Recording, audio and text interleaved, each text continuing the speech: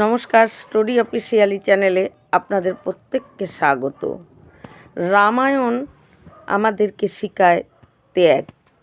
আসলে আমরা রামায়ণের প্রত্যেকের চরিত্রে আমরা যেটা দেখতে পারি বা জানতে পারি যে কে ত্যাগের প্রতিযোগিতা বলা চলে, কে কার থেকে বেশি ত্যাগ করতে পারে। তাই পরিবারের প্রত্যেকেই ত্যাগ করার জন্য যেন প্রত্যেকে মানে কম্পিটিশন, একটা প্রতিযোগিতার মধ্যে তারা ছুটছে। আর এই ত্যাগের প্রতিযোগিতায় রামায়ণে মানে কেউ প্রথম হয়নি, কারণ কাউকেই প্রথম বলা চলে না। প্রত্যেকেই যেন ত্যাগের প্রতিযোগিতায় সমান স্থান অধিকার করেছে। তাই আজকে যে বিষয়টা নিয়ে আমি বলছি, আমি প্রথমেই বলবো, যখন নাকি রাম, লক্ষ্মণ আর সীতা রাজা দশরথের আজ্ঞায় এবং তার আদেশ পালন করার জন্য যখন রাম বনবাসে যায়, তারা বনবাসে চলে গেছে। তাই সেই রকম সময় একদিন কৌশল্যা যখন রাত্রিরে তিনি শুয়ে আছেন, তখন তিনি বুঝতে পারেন যে ছাদের উপরে কে যেন হাঁটা চলা করছে। তখন সেই কৌশল্যা জিজ্ঞাসা করে, কে হাঁটাচলা করছো? তাই যেই হও সে আমার কাছে আসো। কিন্তু তখন কৌশল্যার এই কথা শুনে, মা কৌশল্যার এই কথা শুনে যখন সেই ছাদ থেকে নেমে আসে, কৌশল্যার কাছে আসে, কৌশল্যা দেখে যে এ তো শত্রুঘ্নের স্ত্রী। বলে, তোমার ঘুম আসছে না? তুমি এত রাত্রি, মধ্যরাত্রিরে তুমি ছাদের উপরে হাঁটাচলা করছো কেন? শত্রুঘ্ন কোথায়? তখন ওই শত্রুঘ্নের স্ত্রী সে তখন কেঁদে মা কৌশল্যাকে জড়িয়ে ধরে বলে যে আমি তো 13 বছর হয়ে গেল শত্রুঘ্নকেই দেখিই না, তা সে কোথায়, আমি কি করে বলবো? এই কথা যখন শোনে তখন মা কৌশল্যার তিনি অবাক হয়ে যান যে 13টা বছর চলে গেছে, শত্রুঘ্ন কে সে দেখেইনি। শত্রুঘ্ন কোথায়? আমি এই রাত্রিরেই তাকে খুঁজতে যাব। এই বলে সে তখনই তার সেবকদেরকে ডাকতে থাকে, আর তারা যখন ছুটে আসে বলে, পালকি রেডি করো। যখন পালকি প্রস্তুত করতে বলে তখন সবাই অবাক হয়ে যায়, বলে এত রাত্রে? বলে আমি শত্রুঘ্ন কোথায় আছে, আমি তাকে ডাকতে যাব। কিন্তু যখন তার আজ্ঞায় পালকি প্রস্তুত করে তখন নিজে মা কৌশল্যা সেই পালকিতে চড়ে শত্রুঘ্নকে খোঁজার জন্য যায়, এবং শত্রুঘ্নকে খোঁজার জন্য ভরত যেখানে আছে সেখানে যায়। আসলে রাম বনবাস যাওয়া পর ভরত কিন্তু এই রাজপাট, অযোধ্যার কোনো কিছুই তিনি ভোগ করেননি। তিনি সেখানে ছিলেন না। রামের খড়মকে তিনি সিংহাসনে স্থাপন করে রাজা করে রেখে তিনি একটা বনবাসী জীবন যাপন করেন। রামরা যেরকম বনের ফলমূল খেয়ে তাদের জীবন মানে ফলমূল খেয়েই তারা তাদের দিন কাটাচ্ছিল, কিন্তু ভরতও তিনি ওই রামের খড়মকে রাজা করেও তিনি বনবাসীর মতন জীবনযাপন করছিল। ওই দিনে একবার কিছু সময় কারো দ্বারে গিয়ে কিছু চাইলে তাকে কিছু হাতে দিলে সেটুকু খেয়েই সে একজন বনবাসী জীবনযাপন করছিল, কারণ যেহেতু রাম করছে। তাই যখন কৌশল্যা সেইখানে যায় দেখে ভরত তো ভিতরে, কিন্তু শত্রুঘ্ন একটা বড় পাথরে সেই বাইরে সে হলো শুয়ে, একদম তার চোখ লেগে এসেছে, এইভাবে শুয়ে আছে। যখন কৌশল্যা মা গিয়ে ওই পাথরের উপর শত্রুঘ্নকে ওইভাবে একটা রাজপুত্র হয়ে ওইভাবে শুয়ে থাকতে দেখে যখন তার গায়ে হাত দেয়, আর মা কৌশল্যার হাত স্পর্শ হতেই অমনি শত্রুঘ্ন তাড়াতাড়ি করে চোখ খুলে তাকায়, বলে, মা তুমি এখানে এসেছো? বলে তাকে প্রণাম করে যে তুমি আমাকে আদেশ করতে, তুমি কেন কষ্ট করে এত রাতে এখানে আসছো? তখন বলে, তুমি এখানে কেন? এই তুমি এখানে কেন বলাতে তখন শত্রুঘ্ন মা কৌশল্যাকে বলে যে, মা, দাদা বনবাসে যাওয়ার পর থেকে লক্ষ্মণ তার সঙ্গে গেছে তার সেবা করার জন্য। আর এই ভরত, তিনি দাদা বনবাসে যাওয়ার পর থেকে তিনি বনবাসের মতন জীবনযাপন করছে। তাহলে কি এই অযোধ্যার রাজপাট, পোশাক, ঐশ্বর্য, আসন, এগুলো সমস্ত কিছু ভোগ করার জন্য কি শুধু আমি আছি? কেন মা? আমি কি শুধু এই রাজ সুখ ভোগ করার জন্য আমাকেই কি পাঠিয়েছে? এই কথা বলার পর কৌশল্যা তখন শত্রুঘ্নের মুখে এই কথা শুনে তিনি আর কিচ্ছু বলতে পারে না। তিনি চুপ হয়ে যায় এবং কৌশল্যা সেখান থেকে ফিরে আসে। এরপরে যে একটা মানে ত্যাগের যে কথা, যখন নাকি রাম প্রস্তুত হয় বনে যাওয়ার জন্য, সীতা তার সঙ্গে যেতে চায়, এদিকে লক্ষ্মণও যেতে চায়, কিন্তু লক্ষ্মণ আর সীতা এদের দুজনেরই কিন্তু বনবাসে যাওয়ার জন্য তাদের কোনো আজ্ঞাও ছিল না, কোনো তাদের কিছুই ছিল না। একমাত্র রামকেই বনবাসে যেতে বলেছে। তারা দুজনেই কিন্তু ইচ্ছাকৃতভাবে তার সঙ্গে গিয়েছে। যেমন সীতা সেই ইচ্ছাকৃতভাবে রামের সঙ্গে যেতে চেয়েছে, যে রাম যদি বনবাস জীবনযাপন করে তাহলে সীতা এই রাজ সুখ ভোগ করবে, তিনি করেই বা কী হবে, তাই তিনিও তার সঙ্গে যেতে চায়। কিন্তু লক্ষ্মণ যখন তার মায়ের কাছ থেকে অনুমতি পায় যে আমি দাদার সঙ্গে দাদার সেবা করার জন্য যাব, তার মা তো অনুমতি দিয়ে দেয়। কিন্তু সুমিত্রা তার মা অনুমতি দিয়ে দেয়, লক্ষ্মণকে বলে যে তুমি যাও, আমি অনুমতি দিচ্ছি, কিন্তু তোমার স্ত্রীর কাছ থেকে অনুমতি নাও। কিন্তু লক্ষ্মণ যখন উর্মিলার কাছে অনুমতি নিতে যায়, লক্ষ্মণ তখন তার পা আর আগায় না। লক্ষ্মণ ধীরে ধীরে পা ফেলে তার ঘরে যাচ্ছিল, যাই ভাবছিল যে আমি কিভাবে অনুমতি চাবো, কিভাবে বলবো, কি বলবো। কিন্তু উর্মিলা, তিনি বুঝতে পেরে যান যে লক্ষ্মণের ইচ্ছা তার দাদার সঙ্গে বনে গিয়ে দাদার সেবা করার। তাই উর্মিলা কী করে, তিনি নিজের উপর ত্যাগ নিয়ে আসে। লক্ষ্মণ বলতে সংকোচ বোধ করছিল। যখন উর্মিলার ঘরের দুয়ারের সামনে লক্ষ্মণ দাঁড়িয়ে সেখানে পর্যন্ত পৌঁছে যায়, তখন লক্ষ্মণ কি করে বলবে, উর্মিলার কাছে কি করে অনুমতি যাবে, সে কোনো কিছু ভেবে পাচ্ছিল না। যার অনুমতি দেবে কি না সেটাও তিনি ভাবছিলেন। কিন্তু উর্মিলা বুঝতে পারে যে লক্ষ্মণের ভিতরের অবস্থাটা কী, তিনি প্রকৃত কী চায়। তাই তিনি সঙ্গে সঙ্গে লক্ষ্মণ বলার আগেই তিনি বলে, তুমি দাদার সঙ্গে যেতে চাচ্ছ, এখানে আমাকে অনুমতি নিতে হবে না, আমি তোমাকে কোনো বাধা দেব না, তুমি নিশ্চিন্ত তোমার দাদার সঙ্গে বনবাসে যাও। আমি এমনকি তোমার সঙ্গেও যেতে চাবো না। আমি যেতে চাবো না তার কারণ আমি গেলে তোমার সেবাতে বাধা পড়তে পারে। তাই আমি চাই না তুমি দাদার সেবাতে তোমার কোনো বাধা পড়ুক, তাই আমি তোমার সঙ্গেও যেতে চাবো না। তাই লক্ষ্মণকে এইভাবে সে অনুমতি দিয়ে দেয়, তার এতটা বড় ত্যাগ।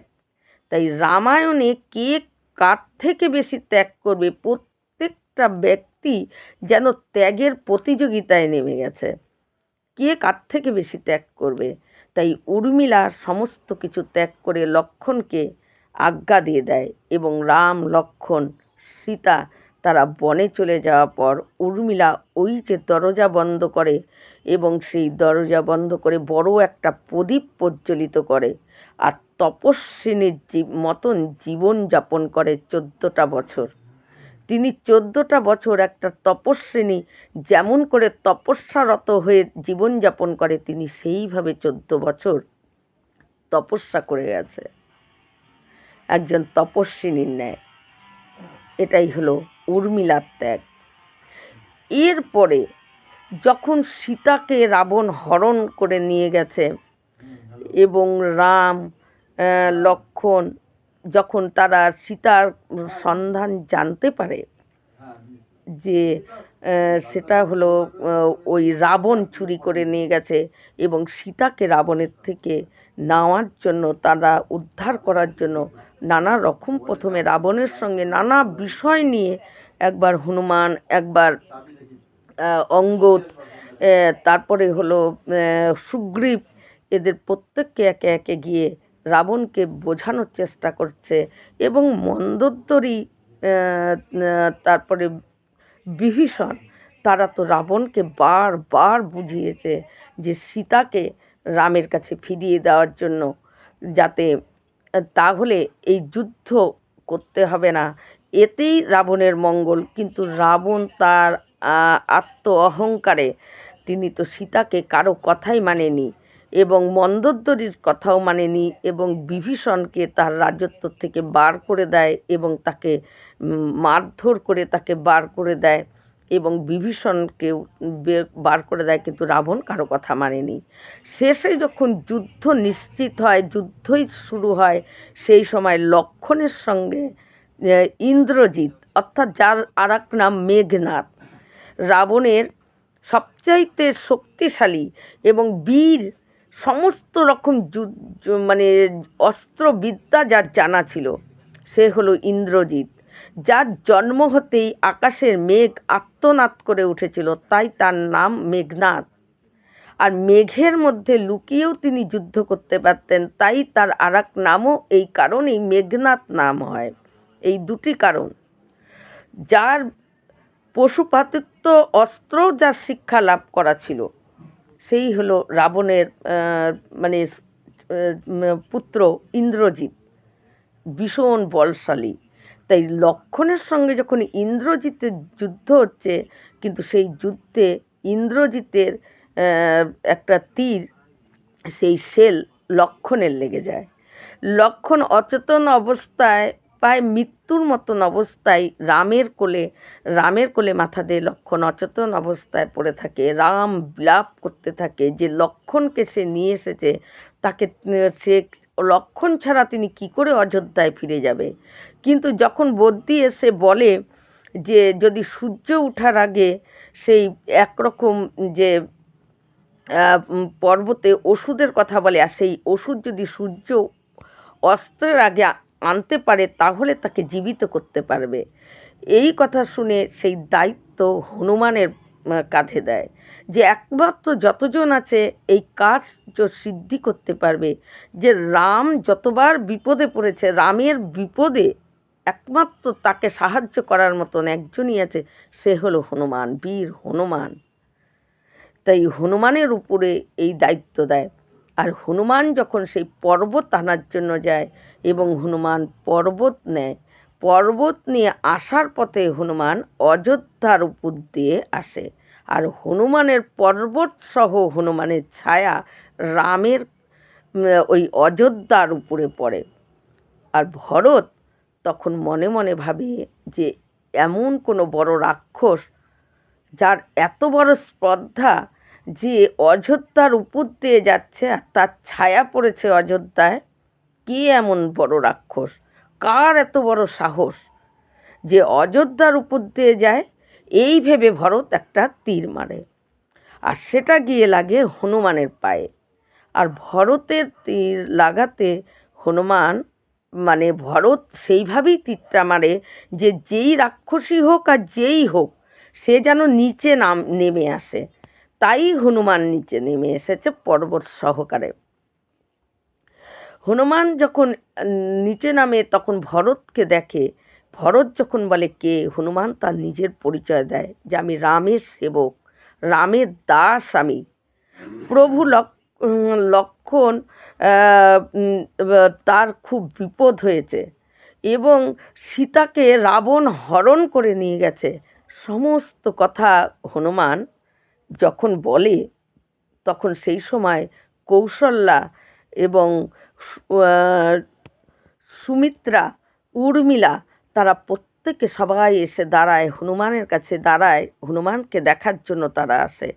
এবং হনুমান যখন ভরতকে বলে যে সীতা হরণ হয়ে গেছে, রাবণ তাকে হরণ করে লঙ্কায় নিয়ে গেছে এবং লক্ষ্মণ সীতাকে উদ্ধার করার জন্য রাবণের সঙ্গে যুদ্ধ চলছে, আর সেই যুদ্ধে লক্ষ্মণের শেল লেগেছে। ইন্দ্রজিৎ রাবণের যে পুত্র, তার সঙ্গে যুদ্ধ করতে গিয়ে লক্ষ্মণের তীর লেগেছে এবং সেই শেল সে অচেতন হয়ে পড়ে আছে। তাই সূর্য ওঠার আগে আমার এই পর্বত নিয়ে যেতে হবে, কারণ যে ওষুধ পর্বতের মধ্যেই আছে সেটা আমি চিনতে পারছি না, তাই জন্য আমি পর্বত ধরে নিয়ে যাচ্ছি। তাই এই ভরত ভাই, আমাকে তুমি নিচে নামিয়ে দিয়েছো। আমার যদি যেতে বিলম্ব হয়ে যায় তাহলে কিন্তু আমি এই সূর্য বংশের একজন যে সূর্য, তার কিন্তু অস্ত্র চলে যাবে, তাকে আর বাঁচানো যাবে না। এই কথা শুনে কৌশল্যা প্রত্যেকে তারা যেন হতাশ হয়ে যায় এবং মানে অবাক হয়ে যায়। কৌশল্যার চোখে জল, উর্মিলার চোখে জল, সবার চোখে জল, এবং কি করবে বিলাপ করতে থাকে। কিন্তু কৌশল্যা কাঁদতে কাঁদতেও হনুমানকে বলে, হনুমান, রামকে গিয়ে বলো, যদি লক্ষ্মণ বেঁচে না ওঠে, লক্ষ্মণ যদি সুস্থ না হয়, 14 বছর পূরণ হয়ে গেলেও রাম যেন অযোধ্যার মুখ না হয়। লক্ষ্মণ ছাড়া যেন রাম কখনো অযোধ্যায় আসার চেষ্টাও না করে। তাহলে যেন সে বনেই থেকে যায়, তার আসতে হবে না। সে যদি লক্ষ্মণকে সুস্থ করতে পারে তাহলেই যেন অযোধ্যায় আসে। এই কথা শুনে হনুমান অবাক হয়ে যায় যে একজন মা, সে কতটা দুই পুত্রের মধ্যে তার একই রকম ভালোবাসা, একই রকম স্নেহ, মমতা সব কিছু ছিল, যে নিজের পুত্রকে বলে দিচ্ছে যদি লক্ষ্মণ না আসে তাহলে যেন রাম অযোধ্যায় না ফেরে। কিন্তু উর্মিলা যখন চুপ করে আছে, তার চোখে জল নেই, একটা পাথরের মতন হয়ে উর্মিলা হনুমানের সমস্ত কথা শুনেও তার কোনো বিলাপ বা তার কোনো কিছু নেই। তখন হনুমান অবাক হয়ে যায়। হনুমান তখন জিজ্ঞাসা করে, হে দেবী, আপনার স্বামী অর্থাৎ লক্ষ্মণ ভাই, আপনি শুনলেন সে অচেতন অবস্থায়, যদি আমি সূর্যের অস্তের আগে না নিয়ে যেতে পারি তাহলে তাকে আর ফেরানো যাবে না, তারপরেও আপনি এত স্থির কি করে আপনি এত স্থির হয়ে আছেন? আমি তো কিছুই বুঝতে পারছি না। তখন উর্মিলা বলে যে, হনুমান, তুমি যদি চাও 3 দিন এখানে বিশ্রাম করে যাও, তাতেও এই সূর্যবংশের সূর্যের অস্ত্র যাবে না, সে থাকবেই। কারণ সে যার কাছে, যার কোলে মাথা দিয়ে শুয়ে আছে, কাল কেন, মহাকালও তার কাছ থেকে তাকে কেড়ে নিয়ে যেতে পারবে না। আর হনুমান, আমি কেন বিলাপ করব? এই শেল তো লক্ষ্মণের লাগেনি, এই শেল তো রামের লেগেছে। লক্ষ্মণের প্রত্যেকটা লোমকূপ, প্রত্যেকটা মুখের জীবের যে প্রত্যেকটা বাণী, প্রত্যেকটা শরীরে তার রাম ছাড়া কোনো কিছু নেই। তাই এই শেল লক্ষ্মণের লাগেনি, এই শেল তো রামের লেগেছে। কষ্ট তো রাম পাচ্ছে। লক্ষ্মণ আসলে সে 13 বছর ঘুমায়নি, তো সে একটা লীলা করছে, সে নিজের শরীরে বিশ্রামের প্রয়োজন, তাই হয়তো রামের কোলে মাথা দিয়ে সে বিশ্রাম নিচ্ছে। হনুমান, তুমি জানো না, এর লীলা করছে, ঘুমের হয়তো প্রয়োজন, বিশ্রামের প্রয়োজন, তাই সে রামের কোলে মাথা দিয়ে লীলা করছে। কষ্ট যা হচ্ছে সে তো রামের হচ্ছে। তাই হনুমান, আমি কেন বিলাপ করব? আমার কেন কষ্ট হবে? সে যার কোলে মাথা দিয়ে আছে তার থেকে কাল, মহাকালও তার থেকে তাকে কেড়ে নিতে পারবে না। আর যত শেল, সে রামের লেগেছে, লক্ষ্মণের লাগেনি। কারণ লক্ষ্মণ তো দেখো তার মাথায় কোলে মাথা দিয়ে ঘুমাচ্ছে নিশ্চিন্ত, মানে কিন্তু যত বিলাপ যত কষ্ট, রাম একবার আকাশের দিকে তাকাচ্ছে, সূর্যের দিকে তাকাচ্ছে, সূর্য কত দূর, কখন তার অস্ত চলে গেল নাকি এই নিয়ে চিন্তা করছে। একবার হনুমান তুমি কখন আসবে তার জন্য প্রতীক্ষা করে আছে, কখন হনুমান আসবে। তাই কষ্ট তো সে পাচ্ছে, লক্ষণ তো পাচ্ছে না, সেল তো তারই লেগেছে। হনুমান তখন তাদের এই সবার কথা শুনে ভরত তখন হনুমানকে বলে, হনুমান তুমি শীঘ্রই যাও, তুমি আর বিলম্ব করো না, আমি তোমাকে সাহায্য করছি উপরে ওঠার। ভরত হনুমানকে একটা তীরের সাহায্যে হনুমানকে উঁচুতে ওঠার সাহায্য করে। হনুমান তারপরে তাদেরকে প্রণাম করে হনুমান যখন চলে যায়, আর হনুমান অবাক হয়ে যায় যে তারা প্রত্যেককে প্রভু রামের উপর তাদের কতটা বিশ্বাস। আর এটাকেই বলে পরিবার, এটাকেই রামায়ণ শিক্ষা দেয় যে পরিবার কেমন হতে হয়। তারপর হনুমান যখন পর্বত নিয়ে পৌঁছায়, সেখানে বদ্যি ছিল, সেখান থেকে ওষুধ চেনে লক্ষ্মণের গায়ে পুরো লাগিয়ে দেয়। তারপর লক্ষ্মণ যখন আস্তে আস্তে চোখ মেলে তিনি তাকিয়ে ওঠে এবং উঠেই দাদা রাম বলে ওঠে, আর রাম লক্ষ্মণকে জড়িয়ে ধরে এবং হনুমানের জয় জয়াকার প্রত্যেকে করতে থাকে এবং হনুমানকে রাম জড়িয়ে ধরে। যে লক্ষ্মণ আর রামের প্রাণই হলো লক্ষ্মণ। তাই লক্ষ্মণ যতক্ষণ না ছিল, লক্ষ্মণ না যতটা কষ্ট পেয়েছে তার থেকে কষ্ট পেয়েছে রাম। তাই এই রকম ভাবে প্রত্যেকে যখন লক্ষ্মণ যখন সুস্থ হয়ে ওঠে এবং লক্ষ্মণকে জড়িয়ে ধরে রাম, হনুমানকে জড়িয়ে ধরে, এবং তারপর হনুমান আবার পর্বত নিয়ে তার সেই জায়গায় রেখে আসে। তাই আসলে রামায়ণ আমাদেরকে এটাই শিক্ষা দেয় যে একটা পরিবার কেমন হতে হয়। একটা পরিবারের যদি দুর্যোগ নেমে আসে, সেই দুর্যোগটা পরিবারের প্রত্যেকে কষ্ট অনুভব করে, এটাই হলো পরিবার। আর যদি পরিবারের কোনো কারো খুশি হয়, আনন্দ হয়, গোটা পরিবারের সেই আনন্দে উপভোগ করে, প্রত্যেকের মনে আনন্দ হয় বা আনন্দ পেয়ে যায়, এটাই হলো পরিবার। কিন্তু বর্তমানে আমাদের মধ্যে যে বর্তমানে পরিবার, সেই পরিবারগুলোতে এখন আমরা দেখি যে যার কষ্ট পরিবারের কাউকে জিজ্ঞাসা করলে বলে, না আমার তো কিছু হয়নি, আমার বাড়িতে এর এইটা হয়েছে, এর এই অসুবিধা হয়েছে। এখন যেন পরিবারের মধ্যে কষ্ট বা আনন্দ ভাগাভাগি হয়ে গেছে, যার কষ্ট তার, যার আনন্দ তার, কিন্তু এটাকে পরিবার বলে না। পরিবার আমাদেরকে কেমন হতে হয় সেটা শিক্ষা দেয় আমাদের রামায়ণ। যে একজন রামের বনবাসের জন্য গোটা পরিবার কিভাবে প্রত্যেকে ত্যাগ করছে, প্রত্যেকের নিজেদের সুখকে কেমন করে ত্যাগ করতে হয়, সেটা রামায়ণ আমাদেরকে শিক্ষায়। আর এই রকমই যদি প্রত্যেকে একটা পরিবারের একজনের কষ্টের জন্য যদি সবাই কষ্ট অনুভব করে, তাহলে সেই পরিবারে প্রত্যেকের মধ্যে মিল ভালোবাসা সব কিছু বজায় থাকে। এটাই হলো পরিবার। এই রকম ভিডিও পাওয়ার জন্য আমার চ্যানেলটিকে সাবস্ক্রাইব করবেন। নমস্কার।